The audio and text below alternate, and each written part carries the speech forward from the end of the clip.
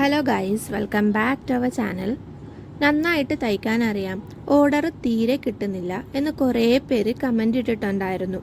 അവർക്ക് വേണ്ടിയാണ് ഈ വീഡിയോ.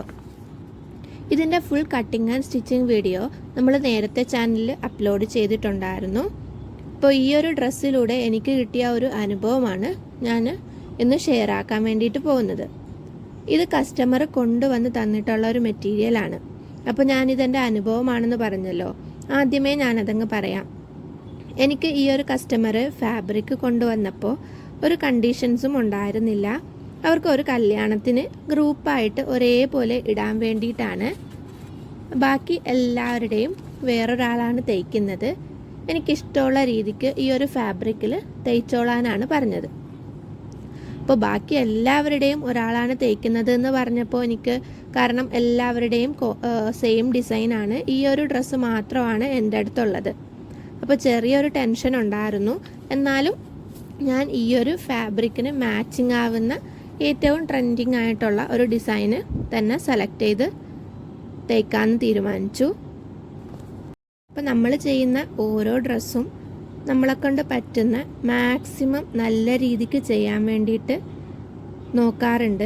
അപ്പോൾ തയ്ച്ച് കഴിഞ്ഞ് കസ്റ്റമറിനെ വിളിച്ചപ്പോൾ ആൾ സ്ഥലത്തുണ്ടായിരുന്നില്ല. വീട്ടിൽ നിന്ന് ആൾ വന്ന് വാങ്ങിക്കോളാം എന്നാണ് പറഞ്ഞത്. അപ്പോൾ ഞാനത് ഓക്കെ പറഞ്ഞെങ്കിലും കസ്റ്റമർ നാട്ടിലെത്തുന്നത് കല്യാണ തലേന്നാണ്. വെക്കേഷൻ ആയതുകൊണ്ട് തന്നെ ഞാൻ ഒരു ഫാമിലി ട്രിപ്പിന് പോകുന്നതുകൊണ്ട് കസ്റ്റമർ വരുന്ന സമയത്ത് ഞാനും അവിടെ ഉണ്ടാവില്ല. അപ്പോൾ എന്തെങ്കിലും ഡ്രസ്സ് ഇട്ടിട്ട് ആൾട്രേഷനോ കാര്യങ്ങളോ ഒക്കെ ഉണ്ടെങ്കിൽ അതൊന്നും ചെയ്തു കൊടുക്കാനും പറ്റും. ബാക്കിയുള്ളവരെ ഡ്രസ്സ് തയ്ച്ചതും നല്ലപോലെ തയ്ക്കാൻ അറിയാവുന്ന നല്ല എക്സ്പീരിയൻസ് ഉള്ള ഒരു ആൾ തന്നെയാണ് ബാക്കിയുള്ളവരുടെ ഡ്രസ്സ് തയ്ച്ചത്. നല്ല പെർഫെക്ഷനിൽ തന്നെ അത് തയ്ച്ചിട്ടും ഉണ്ടായിരുന്നു. പിന്നീട് ഞാൻ അവരുടെ ഫോട്ടോസൊക്കെ കണ്ടപ്പോഴാണ് എനിക്ക് മനസ്സിലായത്, ആ ഒരു നിങ്ങൾക്കിപ്പോൾ കണ്ടാൽ മനസ്സിലാവുമല്ലോ, ഈ ഒരു ഫാബ്രിക് എന്ന് പറയുന്നത് കുറച്ച് തിക്കായിട്ട്, അഥവാ കുറച്ച് കട്ടിയുള്ള ഒരു ഫാബ്രിക്കാണ്.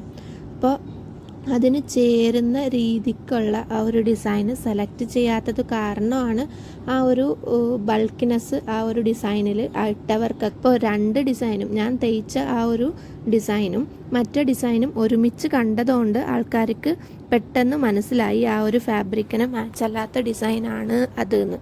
പക്ഷെ കസ്റ്റമർ പറഞ്ഞ പോലെയാണ് മറ്റേ ആൾ ആ ഒരു ഡ്രസ്സ് തയ്ച്ച് കൊടുത്തിട്ടുണ്ടായിരുന്നത്. നമ്മൾ ഈ ഒരു കസ്റ്റമൈസേഷൻ ഫീൽഡിൽ കസ്റ്റമറിൻ്റെ ആവശ്യങ്ങൾക്കാണ് നമ്മൾ മുൻതൂക്കം നൽകാറുള്ളത്.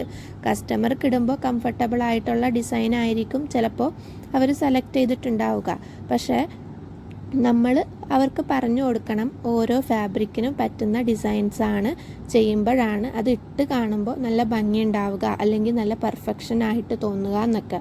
കാരണം കട്ടി കൂടിയ മെറ്റീരിയലിന് പ്ലീറ്റ്സ് വെച്ച് തയ്ച്ച് കുട്ടികൾക്കൊക്കെ നല്ല ഭംഗിയുണ്ടാവും. നല്ല പെർഫെക്ഷൻ ഫ്രോക്കിലൊക്കെ ചെയ്യുമ്പോൾ അത് നല്ല ഭംഗിയുണ്ടാവും. പക്ഷേ കുറച്ച് എന്താ പറയുക, ആ കൊഴിഞ്ഞു കിടക്കുന്ന മെറ്റീരിയലിൽ ചെയ്യേണ്ട ഒരു ഡിസൈന് നമ്മൾ ഈ ഒരു കട്ടി കൂടിയ ഫാബ്രിക്കിൽ ചെയ്തിട്ടുണ്ടെങ്കിൽ ആ ഒരു ഇടുമ്പോൾ ഭയങ്കര ബൾക്കിനെസ്സും ഭയങ്കര തടിയുള്ള പോലെയൊക്കെ തോന്നും. കാരണം ഒന്നാമത് ഇത് കട്ടി കൂടിയ ഫാബ്രിക്കാണ്. അത് പ്ലീറ്റ്സ് ഒക്കെ വെച്ചിട്ട് ചെയ്യുമ്പോൾ പ്ലീറ്റ്സ് ഒന്നിൻ്റെ മുകളിൽ ഒന്നായിട്ടൊക്കെ വരുമ്പോൾ ആ ഒരു തിക്നെസ് കൂടിയിട്ട് ഇടുമ്പോൾ ഭയങ്കര വണ്ണമുള്ള പോലെ നമുക്ക് ഫീൽ ചെയ്യും. അപ്പോൾ പ്ലീറ്റ്സ് വെച്ച് തയ്ക്കണ്ട എന്നല്ല, ഞാൻ ഇതിലും പ്ലീറ്റ്സ് വെച്ചിട്ട് തന്നെയാണ് തയ്ച്ചിട്ടുള്ളത്. സ്ലിറ്റ് ഇല്ലാത്ത രീതിക്ക് തന്നെയാണ് തയ്ച്ചിട്ടുള്ളത്. പ്ലീറ്റ്സ് കൊടുക്കുമ്പോൾ ഒരു 1/2 ഇഞ്ചിൽ താഴെ, അല്ലെങ്കിൽ 1/4 ഇഞ്ച് വെച്ചിട്ട് ഒരു 1/4 ഇഞ്ച് വെച്ച് ഒക്കെ ചെറിയ രീതിക്ക് പ്ലീറ്റ്സ് കൊടുത്താലും വലിയ പ്രശ്നമൊന്നും വരില്ല ഇതേപോലത്തെ കട്ടിയുള്ള ഫാബ്രിക്കിൽ തയ്ക്കുമ്പോൾ. പക്ഷെ ഒന്നായിട്ട് നമ്മുടെ ബോക്സ് പ്ലീറ്റഡ് ഒക്കെ വെച്ച് തയ്ക്കുമ്പോൾ ഭയങ്കര വണ്ണമുള്ള പോലെ തോന്നിക്കും. അതും വെയ്സ്റ്റ് ലൈനിൻ്റെ താഴത്തേക്ക് വെക്കുമ്പോൾ ഒന്നും കൂടെ ഒരു ബൾക്കിനെസ് തോന്നാനുള്ള ചാൻസ് വളരെ കൂടുതലാണ്. ഇപ്പം ഞാനിതിൽ പ്ലീറ്റ്സ് വെച്ചേക്കുന്നത് ആ ഒരു നമ്മുടെ ചെസ്റ്റ് ലൈനിൻ്റെ അവിടെ നിന്നാണ് പ്ലീറ്റ്സ് വെച്ചേക്കുന്നത്. അതും ജസ്റ്റ് ഒരു 6 ഇഞ്ച് വീതിക്കാണ് ഒരു 1/2 ഇഞ്ച് അകലത്തിൽ പ്ലീറ്റ്സ് വെച്ചിട്ടുള്ളത്. നിങ്ങൾക്കിപ്പോൾ ഈ ഒരു ഡിസൈൻ കാണുമ്പോൾ മനസ്സിലാവും, അത് ഒതുങ്ങിക്കിടക്കാൻ വേണ്ടിയിട്ട് സഹായിക്കും. കാരണം നമ്മളിപ്പോൾ കുറച്ച് വണ്ണമുള്ളവരൊക്കെ ആണെങ്കിൽ ഈ ഒരു മോഡൽ ഇടുമ്പോൾ കുറച്ച് ഒതുങ്ങിക്കിടക്കാൻ വേണ്ടിയിട്ട് ഹെൽപ്പ് ചെയ്യും.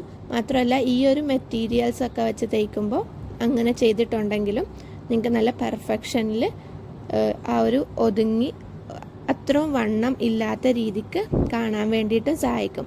അപ്പോൾ ഞാൻ പറഞ്ഞു വന്നത് അതല്ല, നമ്മൾ ഏതൊരു ഡിസൈൻ ചെയ്യുമ്പോഴും കസ്റ്റമർ കൊണ്ടുവരുന്ന ഫാബ്രിക്കിൽ ചെയ്തു കൊടുക്കുമ്പോൾ ആ ഒരു ഫാബ്രിക്കിന് ആ ഒരു ഡിസൈന് സ്യൂട്ടബിൾ ആണോ എന്ന് നമ്മളിപ്പോൾ തയ്ച്ച് കുറേ എക്സ്പീരിയൻസ് ഒക്കെ ഉള്ളവരാണ് എന്നുണ്ടെങ്കിൽ നമുക്ക് മനസ്സിലാവുമല്ലോ. നമ്മൾ ആ ഒരു ഡിസൈൻ ചെയ്താൽ കുഴപ്പമില്ല എന്നുണ്ടെങ്കിൽ മാത്രം ചെയ്തു കൊടുക്കുക. കാരണം ആ ഒരു നമ്മൾ കൊടുത്ത വർക്കിനെ അവർ പുറത്ത് ചെന്നിട്ട് ഇവർ ചെയ്ത വർക്കാണ് എന്നാണ് പറയുക. അപ്പോൾ അവർക്കറിയില്ല ഈ ഒരു ഫാബ്രിക്കിൻ്റെ കുഴപ്പം കൊണ്ടാണ് അല്ലെങ്കിൽ ഈ ഒരു ഡിസൈനിൻ്റെ കുഴപ്പം കൊണ്ടാണ് ആ ഒരു പെർഫെക്ഷൻ കിട്ടാത്തത് എന്നൊന്നും അവർക്കറിയത്തില്ല. കസ്റ്റമർ പറഞ്ഞ പോലെയാണ് നമ്മൾ ഒന്നും അവർക്കറിയത്തില്ല. അയ്യോ അവർ തയ്ച്ചതാണോ എന്നേ അവർ പുറത്തുള്ളവർ പറയത്തുള്ളൂ. അപ്പം നമുക്ക് ഓർഡർ കിട്ടണം എന്നുണ്ടെങ്കിൽ, നമുക്ക് നല്ല രീതിക്ക് ഈ ഒരു ഫീൽഡിൽ നിൽക്കണം എന്നുണ്ടെങ്കിൽ ഈ ഒരു കാര്യം നിങ്ങൾ വളരെ ശ്രദ്ധിക്കണം. ഞാൻ ഈ റീസെൻ്റായിട്ട് എനിക്ക് കിട്ടിയ ഒരു അനുഭവം വെച്ച് നിങ്ങൾക്ക് ഷെയർ ചെയ്തു എന്നേ ഉള്ളൂ. അപ്പോൾ എല്ലാവരും വീഡിയോ ഇഷ്ടപ്പെട്ടു എന്നുണ്ടെങ്കിൽ ലൈക്ക് ചെയ്യുക. അപ്പോൾ നിങ്ങൾക്ക് ഇതേപോലത്തെ ടിപ്സും കാര്യങ്ങളും ഒക്കെ വേണമെന്നുണ്ടെങ്കിൽ കമൻറ്റ് ചെയ്യുക. എന്തെങ്കിലും ഡൗട്ട്സോ കാര്യങ്ങളോ ഉണ്ടെങ്കിലും കമൻറ്റ് ചെയ്യുക. അപ്പോൾ ചാനലിൽ ഒരു ഗിവ് അവേ നടക്കുന്നുണ്ട്. അപ്പോൾ എല്ലാവരും ഒന്ന് പാർട്ടിസിപ്പേറ്റ് ചെയ്യുക. അപ്പോൾ നെക്സ്റ്റ് വീഡിയോ ആയിട്ട് വരാം. Thank you.